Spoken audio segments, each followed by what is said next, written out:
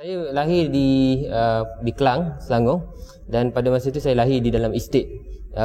Dalam estate yang bapa saya ialah pekerja kilang, kilang kelapa sawit pada ketika itu. Daripada kecil saya punya rakan-rakan yang rapat dengan saya bukannya orang Melayu sahaja, ada satu dua sahaja orang Melayu. The rest are Indian and Chinese. So we go fishing together, we go mandi sungai and all that. To be frank, my father only earn RM250 satu bulan. RM250 satu bulan, nothing much. Dia cuma cukup untuk keperluan saja. Makan itu pun kadang-kadang tak cukup. Dekat situ saya belajar banyak tentang survivalities and being creative. Even though saya tak lambat untuk belajar membaca dan menulis, saya dah mula melukis. Nobody ever encourage me to be an artist. Kita orang kampung. To be practical, cita-cita apa? Saya mau jadi jurutera, saya mau jadi programmer. Programmer pun tak pernah dengar tau. Tak ada orang yang encourage me. Even my teacher during my secondary school, they discourage me for being an artist. She said, you have a very bright future, Saiful. Don't go into art. So then nanti later on bila you dah kerja nanti, bila you keluar university, even if you go to university, then keluar university you end up like selling paintings on the street. Niat itu untuk memperbaiki hidup keluarga yang miskin pada ketika itu, saya mungkin tidak dapat buat dengan menjadi seorang artis, kerana pada masa itu kita tak ada pendedahan apa yang artis boleh buat. Jadi I choose the direction, I want to be a doctor. So I must score, I must do well in my SPM so then I can be a doctor. Pada masa itu pun kita tak tahu kita dyslexia. So then saya tak ada membezakan keupayaan saya dengan orang lain. Saya memikirkan saya ialah saya, dan kalau orang lain boleh buat, saya mesti boleh buat. Jadi kalau dilihat pada ketika itu, orang lain mungkin study dalam 1 jam, 2 jam and they can score straight A's. Tetapi untuk saya kena study 2 atau 3 kali ganda lebih daripada yang lain untuk mendapatkan lebih baik ataupun sama dengan orang yang lain. The only strength in my heart was my family, my family, my family. I want my family to be better and better and better. So I must score good grade so then I can go to good universities for medic. So then, work really hard for that. I managed to get it. Finally, I got 9 aggregates for my SPM. So then in 1995, 9 aggregate is big. Recession came in 1997 recession. So the only choice I have is, because the sponsor didn't want to send me to UK anymore. So then that was the last batch. My senior was the last batch they sent to UK university. So the rest must remain in university in ITTM. That was ITTM, Institute Telekomunikasi dan Teknologi Maklumat. Remain in ITTM, then Telekom transform. ITTM become University Telecom, then later known as MMU, Multimedia University. That was where I found sudah ada satu kursus baru. Kursus baru ini arts, media arts and sciences. So I think that was the first time in my life I made a very big decision to follow my heart.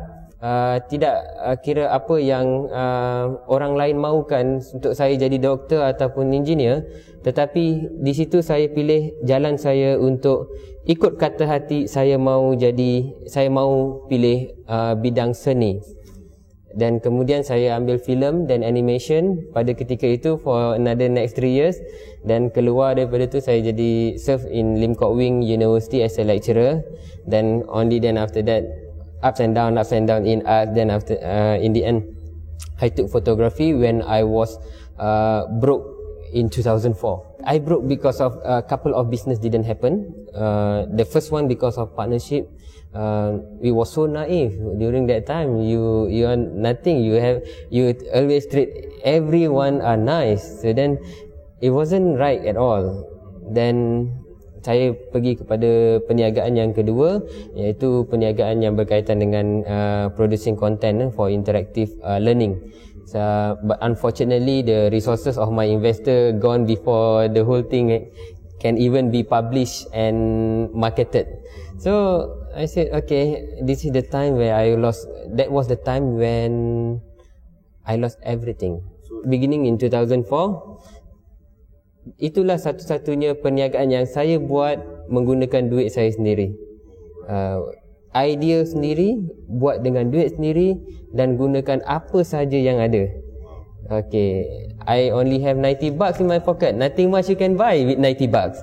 And then saya pinjam kamera kawan. Masa tu kawan baru beli kamera tapi tak tahu nak guna.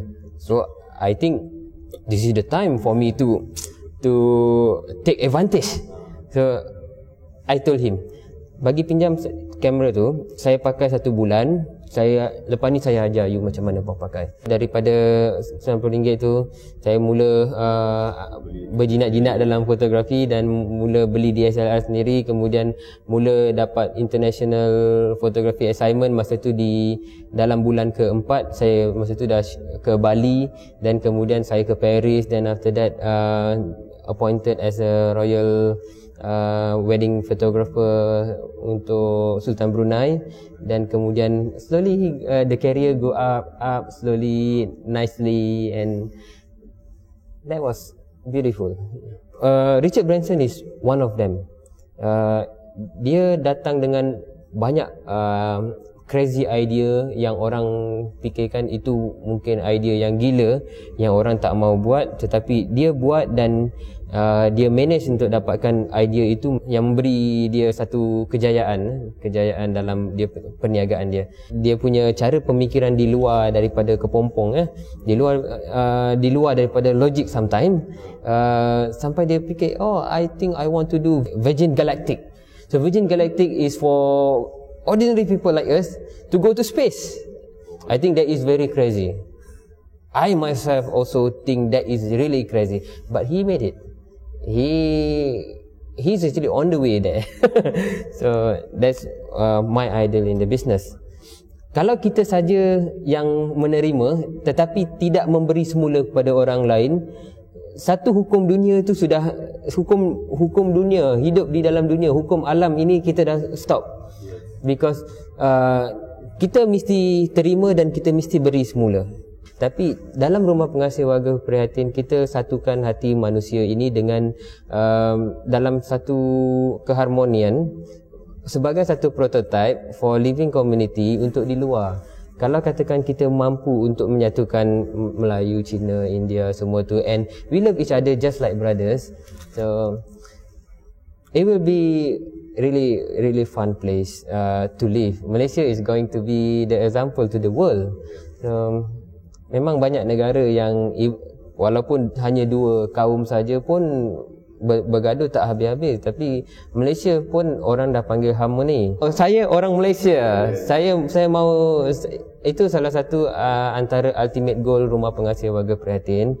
Antara idea yang diasaskan oleh 20 orang founder di dalam Rumah Pengasih Warga Prihatin, yang kita mahu jadikan anak-anak ini semua, young generation, getting a developing loving society.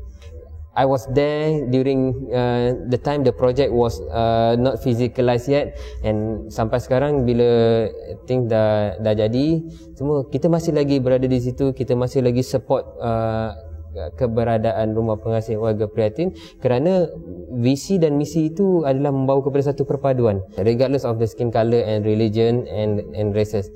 So asalkan kita nampak manusia, every manusia mesti ada life mereka sendiri, then we have to appreciate people's life, so then people will appreciate our life. We are here as one nations only, no racism. Impian Malaysia yang saya ada dalam kepala saya ialah saya mahukan Malaysia ini menjadi satu bangsa yang tidak ada kaum di dalamnya, yang ada hanya satu kaum, iaitu satu bangsa, iaitu bangsa Malaysia. That's it. We should think like everyone will think like, oh, Malaysia is my country.